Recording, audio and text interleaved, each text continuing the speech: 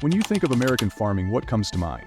Hard work, tradition, and perhaps an image of vast fields with rows upon rows of crops growing under the watchful eye of dedicated farmers.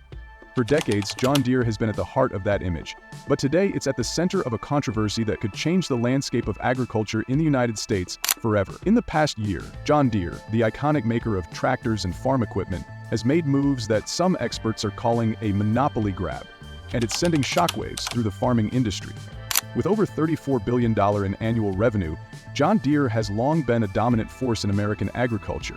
But now, their actions are raising serious questions about the future of farming. Could their recent decisions halt the entire industry? Farmers across the country are facing a growing crisis. John Deere's new policies around equipment repair and maintenance are creating a chokehold on their businesses, making it harder and more expensive to keep their farms running smoothly. But what exactly is happening? And why are these changes so disruptive? For decades, John Deere has been the industry standard for farm equipment. Their machinery has powered some of the largest farming operations in the U.S., from cornfields in Iowa to wheat farms in Kansas. In fact, over 60% of all tractors used in American agriculture come from John Deere. But lately, that loyalty has been tested. The problem? A tightening grip around the right to repair. While you may think of farm equipment as being simple tools, modern tractors are essentially high-tech machines, equipped with advanced software that manages everything from engine diagnostics to GPS navigation. And that's where things are starting to go wrong. In recent years, John Deere has taken the unprecedented step of locking critical software and data behind a digital wall. This means that if a John Deere tractor or combine breaks down, whether it's a mechanical issue or a simple software glitch, farmers can no longer fix it on their own, or even get an independent technician to diagnose the problem without first going through the company's official network. A few months ago, my tractor just stopped working in the middle of harvest season. It was a software problem, but when I tried to fix it myself, I found out that I couldn't access the diagnostic tools. I had to wait 3 days for a technician to come out, and that cost me thousands in lost crops. This isn't an isolated case. Thousands of farmers across the U.S. are reporting sensitive problems, and with harvest seasons being time-sensitive, those delays can be catastrophic. John Deere's policy essentially forces farmers to go through their dealer network for repairs, often at inflated prices and long wait times. To give you an idea, a repair that might cost $500 at an independent repair shop can sometimes cost over $1,500 through John Deere's official channels. This price hike is due to mandatory dealer service charges, which many farmers say are exorbitant, especially when they have the skills and equipment to do the repairs themselves. For many farmers, these repairs are not just inconvenient, they're financially devastating. The average price for a new John Deere tractor ranges from $100,000 to $500,000, and it's not uncommon for farmers to take out loans or mortgages to afford their equipment. A breakdown that causes delays, especially during planting or harvesting, can lead to catastrophic financial losses, sometimes up to hundreds of thousands of dollars. In response to mounting frustration, farmers are starting to organize. Across the country, protests are erupting, with farmers demanding the right to repair their own machinery. In some states, lawmakers are even introducing bills to force John Deere and other manufacturers to open up their software and make it easier for independent technicians to perform repairs. Farmers are the backbone of our economy. They deserve the right to maintain their equipment without being forced into a financial trap. We're drafting legislation to protect farmers from corporate monopolies and restore their right to repair. But here's the problem. John Deere is pushing back. They argue that their repair policies are meant to ensure safety and protect the integrity of the equipment. They claim that allowing independent repair technicians could compromise the quality and safety of their machines. John Deere is not just a farming company, it's a corporate giant with a market cap of over $100 billion. And while they have the resources to weather this storm, the question remains, can American farmers afford the cost of these policies? Or is the company prioritizing profits over people, risking the very livelihoods of those who depend on their equipment? The ripple effects are already being felt in small towns across the U.S. Farming businesses are closing, and local repair shops are going out of business. This isn't just a problem for farmers.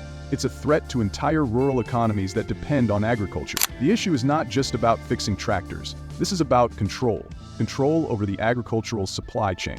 John Deere's monopoly over equipment repairs creates an oligopoly that puts farmers at their mercy. If these practices continue, we could see a long-term collapse of the American farming system as we know it. The stakes couldn't be higher. This isn't just about fixing a tractor. It's about the future of American farming. Will John Deere's policies be the beginning of a new era of corporate control?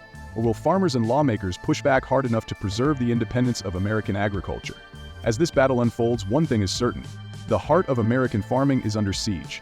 Will farmers be able to reclaim their right to repair and protect their livelihoods? Or will this corporate giant continue to tighten its grip, risking the collapse of an entire industry? For all the advanced technology and innovation John Deere brings to the table, their increasing monopoly on agricultural equipment raises serious concerns.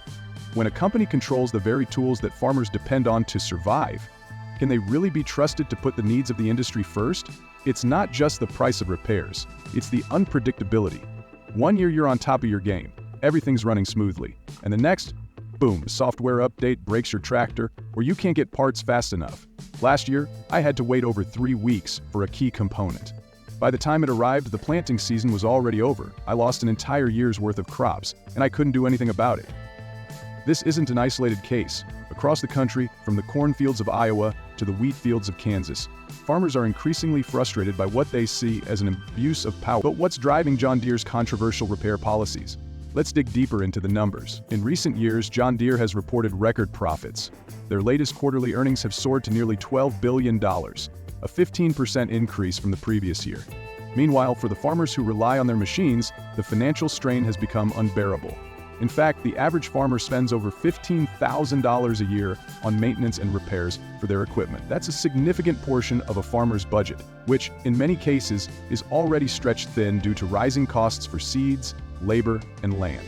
The situation has become so dire that some farmers are being forced to sell off their machinery and even their farms. Auctions that used to feature tractors and combines now see entire farm estates being liquidated. And behind it all, John Deere's near monopoly continues to tighten, as competitors struggle to keep up with the massive company's scale and influence.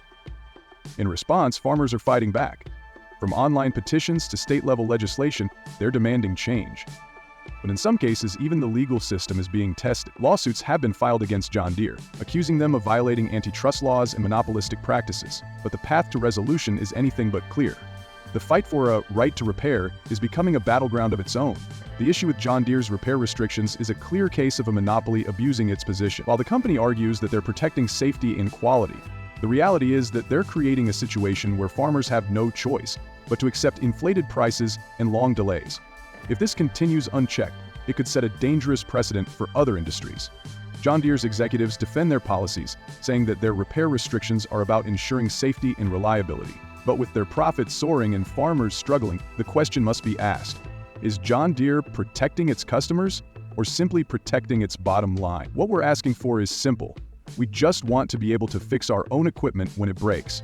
We don't want to have to call John Deere every time something goes wrong. It's costing us too much, and at this rate, it's unsustainable. We need access to the tools, the software, and the parts we need to keep our farms running. This isn't just a battle over repair rights, it's a fight for the future of American farming. If farmers lose access to affordable repairs, the very essence of farming in this country could change. And if John Deere's grip on the market continues to grow, it may not just be farmers who suffer. It could spell the end for the small businesses and rural communities that rely on agriculture. The farmers who feed this nation don't want handouts.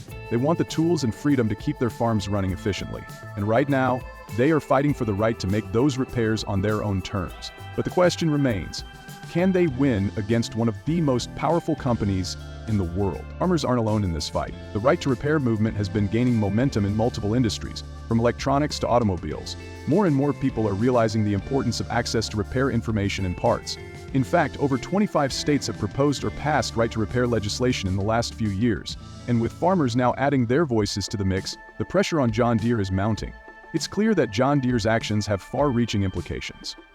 We're working on a bill that will force manufacturers like John Deere to provide full access to repair diagnostics and software. This isn't just about tractors. It's about giving farmers the tools they need to succeed in an increasingly difficult industry. In the coming months, we'll see if these efforts lead to meaningful change. Will John Deere change its policies, or will they double down on their current model? And if farmers and lawmakers can't win this battle, what happens next? One thing's for certain: farmers are not backing down. From small family farms to large-scale operations, they are fighting for their livelihoods, for their future, and for the future of American agriculture. The question is, will John Deere listen? Or will the industry be forced to confront a future where corporate interests take priority over the people who have always been the backbone of our country? The fight for the future of American farming is far from over. Whether it's through legislation, grassroots organizing, or public pressure, something has to give. And if it doesn't, we could see a world where corporate giants control not just the machines we rely on, but the very land that feeds us all.